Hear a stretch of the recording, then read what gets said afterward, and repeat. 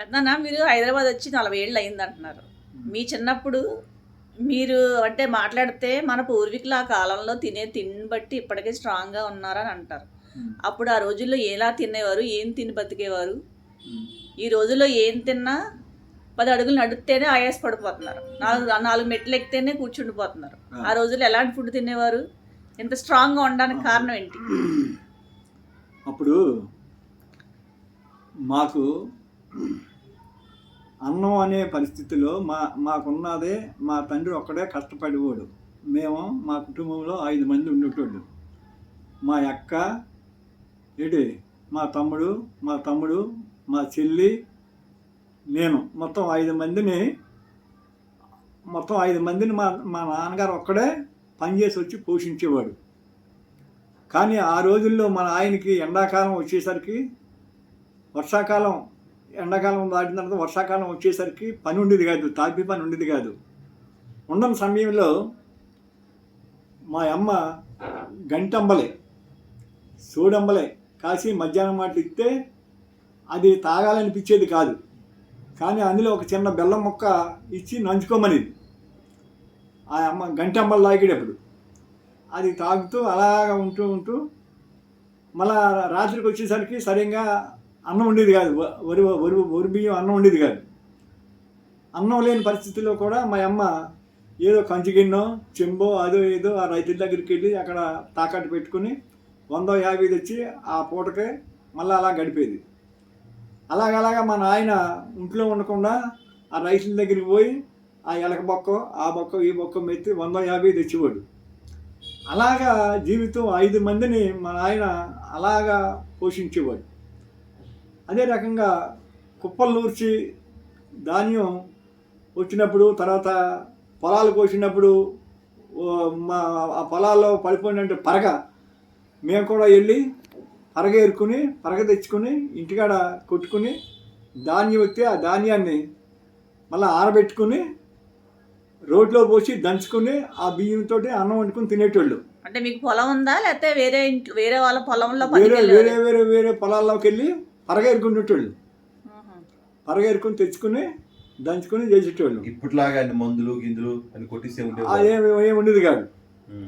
అవి మళ్ళీ తెచ్చుకుని రోడ్లో వేసుకుని దంచుకుంటేటోళ్ళు. కారం కావాలంటే మిరపకాయలు తెచ్చుకుని వేపుకుని రోడ్లో పెట్టి దంచుకుని చేసుకునేటోళ్ళు. ఇప్పుడు పొద్దుస్తమానం పనికి వెళ్తే సాయంత్రం ఆ నొప్పి వచ్చేస్తుందో బిళ్ళ వేసుకుని పడుకుంటే కానీ అవదా అనుకుంటున్నారు. మరి అప్పుడు అలాగా పొద్దుంతమాన పని చేసి వస్తే ఆడ ఏదైనా గొంతులమ్మ గుడో ఆ టెంపులో ఈ టెంపులో ఏదో ఉండేది. అసలు ఈ ఇంటికి రాగానే స్నానం చేసి 10 మంది ఆ చెట్ల కింద గుడికాడ కూర్చుని మంచి చెడ్డ మాట్లాడుకుంటే మేము పొద్దున్నుంచి సాయంత్రం దాకా కష్టం అంతా కూడా ఆ యొక్క సమయంలో మేము మర్చిపోయేటోళ్ళు. మళ్ళీ ఇంటికి వెళ్ళి హ్యాపీగా నిద్ర వచ్చేది, పండుకుంటేటోళ్ళు. ఆ విధంగా ఉండేది. ఒక పూట అన్నం ఉంటే ఒక పూట అన్నం ఉండేది కాదు.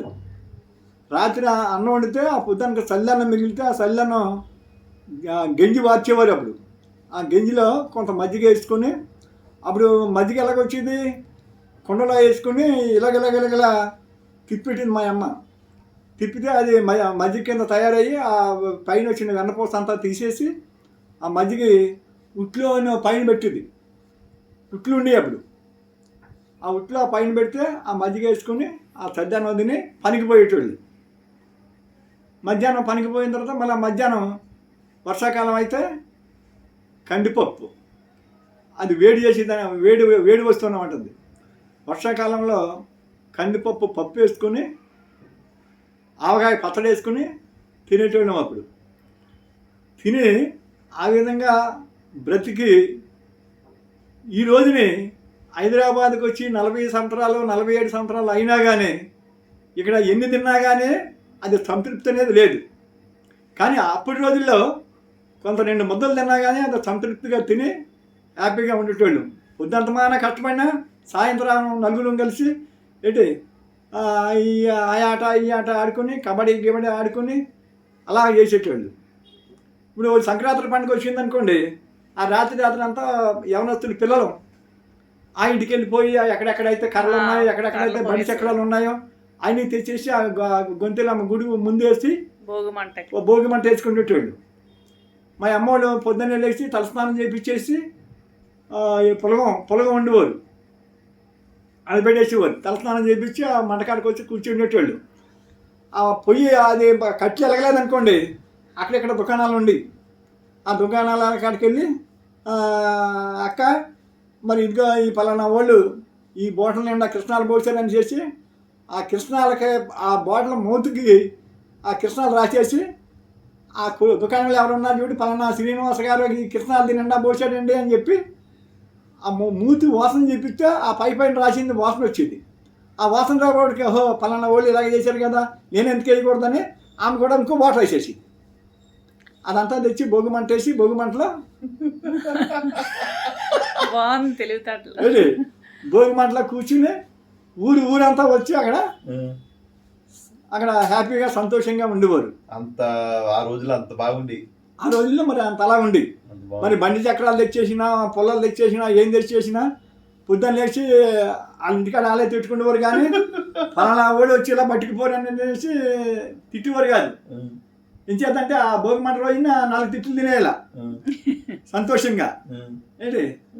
అలాగే మళ్ళా నాగుల చవితి వచ్చిందనుకో వాళ్ళందరూ పుట్టలో పాలేస్తాకి వెళ్ళిపోతే మేము గొట్టల మీద కూర్చుని అక్కడ సలివిడి పెట్టేవారు. ఆ సలివిడి తెచ్చుకుని తినేటోళ్ళు ఏంటి. కార్తీక పౌర్ణమి వచ్చిందనుకోండి బూర్లు ఇంక ఇవన్నీ చెప్తా. బూర్లు మా అమ్మ వాళ్ళు అలా అంతా వెళ్ళిపోయి ఏంటి ముందు మా గంగప్ప మా అమ్మ వీళ్ళందరూ వెళ్ళి ఆ బూర్లు తెచ్చి మా అందరికి మా మేనత్త ఏంటి తెచ్చి మా అందరికి ఇచ్చేవారు. ఆ బూర్లు హ్యాపీగా సంతోషంగా తినేటోళ్ళు.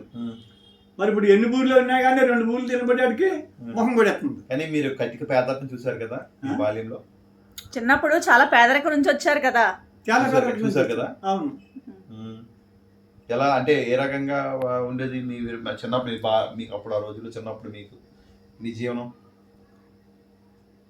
చిన్నప్పటి నుంచి ఎలా ఉండేదంటే కష్టపడింది మా నాయన ఒక్కడేనండి. మా అమ్మ కానీ ఏంటి మరి నేను కానీ మా అక్క కానీ మా తమ్ముడు కానీ మా చెల్లి కానీ ఎక్కడికి కూడా వెళ్ళేటోళ్ళం కాదు. నాకు వచ్చి 10వ తరగతి దాకా చదువుకుని 10వ తరగతిలోనే నేను ఆ పనికి ఈ పనికి మా నాన్న కూడా ఆ ఊరు ఈ ఊరికి పోయి తాపి పట్టుకొని పని చేసి వచ్చేటండి.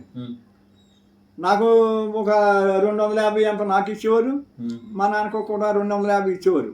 కానీ తండ్రి ప్రేమ ఎలా ఉండేదంటే ఒక దమ్ము చేసిన మళ్ళలో గట్లు ఎత్తాకెళ్తే ఆ పక్కన నేను ఈ పక్కన ఆయన వేసేవారు.